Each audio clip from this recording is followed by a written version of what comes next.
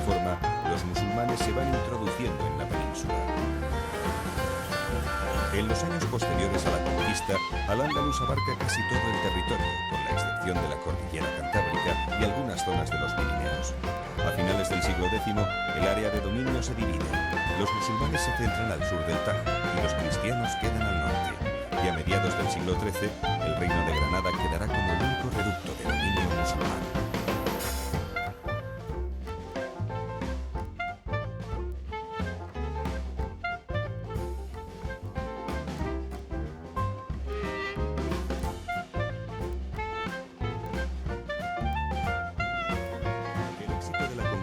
No se debe tanto a la fuerza de los musulmanes como al debilitamiento de los visigodos que encuentran al desembarcar. En 4 años culmina la ocupación. La aristocracia visigoda pacta con los recién llegados y se compromete a mantener la administración de sus áreas y a garantizar el cobro de impuestos.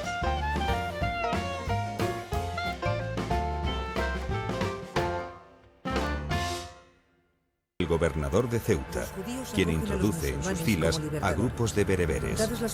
De esta forma, los musulmanes se van introduciendo en la península. En los años posteriores a la conquista, Al-Ándalus abarca casi todo el territorio, con la excepción de la cordillera Cantábrica y algunas zonas de los Pirineos.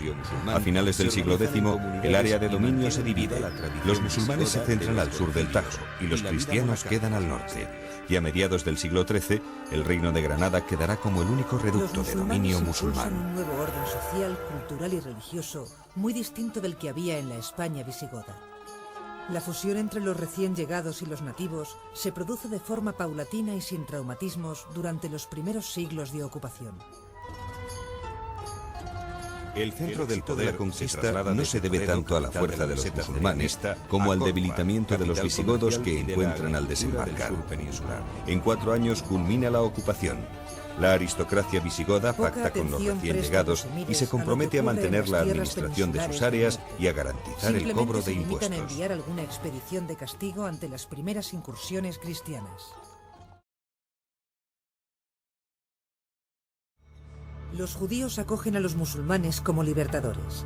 Dadas las penalidades que sufrían desde la implantación del catolicismo en el periodo visigodo, se integran rápidamente en la nueva sociedad. Por su parte, los que continúan fieles al cristianismo reciben el nombre de mozárabes. Estos cristianos que viven en territorio musulmán se organizan en comunidades y mantienen viva la tradición visigoda de los concilios y la vida monacal de los monasterios. Los musulmanes impulsan un nuevo orden social, cultural y religioso muy distinto del que había en la España visigoda. La fusión entre los recién llegados y los nativos se produce de forma paulatina y sin traumatismos durante los primeros siglos de ocupación. El centro del poder se traslada desde Toledo, capital de la meseta cerealista, a Córdoba, capital comercial y de la agricultura del sur peninsular. Poca atención prestan los emires a lo que ocurre en las tierras peninsulares del norte. Simplemente se limitan a enviar alguna expedición de castigo ante las primeras incursiones cristianas de la historia política de la España musulmana.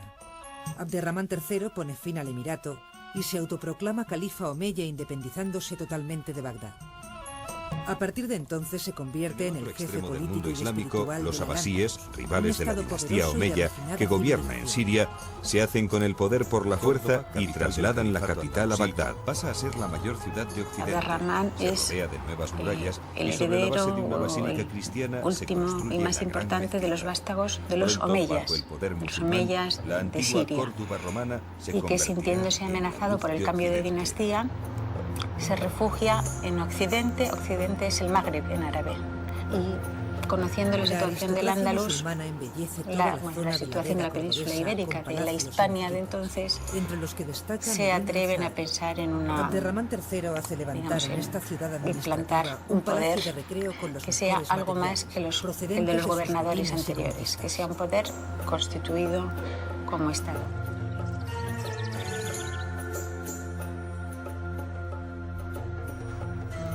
Al-Hakam II, el hijo de Abderramán III, hereda un estado próspero. El siglo X es la época más gloriosa de la historia política de la España musulmana. Abderramán III pone fin al emirato y se autoproclama califa omeya, independizándose totalmente de Bagdad. A partir de entonces se convierte en el jefe político y espiritual del Al-Ándalus, un estado poderoso y de refinada civilización. Al-Mansur recupera el espíritu de Córdoba, capital del califato andalusí, pasa a ser la mayor ciudad de Occidente. Se rodea de nuevas murallas y sobre la base de una basílica cristiana se construye la gran mezquita. Pronto, bajo el poder musulmán, la antigua Córdoba romana se convertirá en la luz de Occidente. De Santiago de Compostela roba las puertas y las campanas de la catedral. La aristocracia musulmana embellece toda la zona de la Vega cordobesa con palacios y mezquitas, entre los que destaca Medina Azahara. Abderramán III hace levantar en esta ciudad administrativa un palacio de recreo con los mejores materiales, procedentes de sus botines y conquistas, ya que sus sucesores son incapaces de mantener un estado musulmán. Al-Ándalus se divide en pequeños principados, conocidos como reinos de Al-Hakam II, el hijo de Abderramán III, hereda un estado próspero. Amante de las letras, llega a reunir la mayor biblioteca de todo Occidente, en la que alberga más de 400.000 volúmenes. Tras la muerte de Al-Hakam II, llega al poder el gran visir Al-Mansur, que acaba con el carácter pacífico de convivencia entre los dos pueblos, musulmán y cristiano. Al-Mansur recupera el espíritu de la yihad para extender el Islam entre los infieles, reorganiza el ejército y en poco tiempo alcanza prestigio por sus victorias contra los reinos cristianos del norte. Sus saqueos son notables, quema libros y arrasa monasterios. De Santiago de Compostela roba las puertas y las campanas de la catedral, con lo que la relación de poder entre cristianos y musulmanes empieza a invertirse.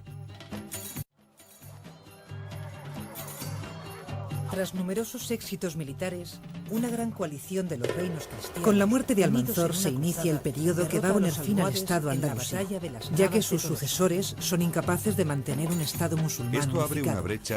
Al-Ándalus se divide en pequeños principados, conocidos como reinos de taifas, que se reducen a la ciudad y sus comarcas.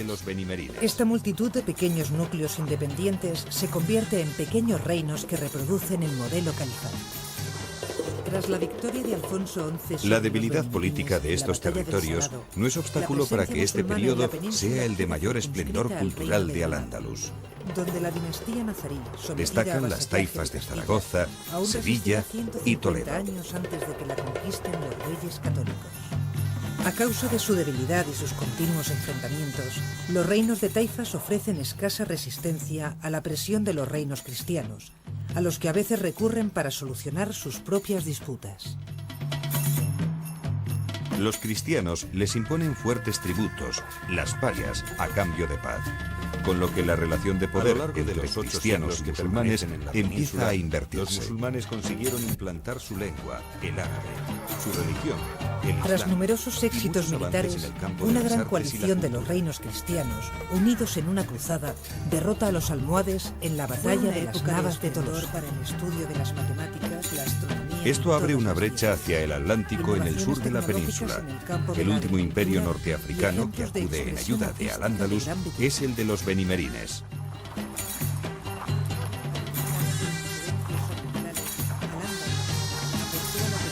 Tras la victoria de Alfonso XI sobre los benimerines en la batalla del Salado, la presencia musulmana en la península queda circunscrita al reino de Granada, donde la dinastía nazarí, sometida a vasallaje de Castilla, aún resistirá 150 años antes de que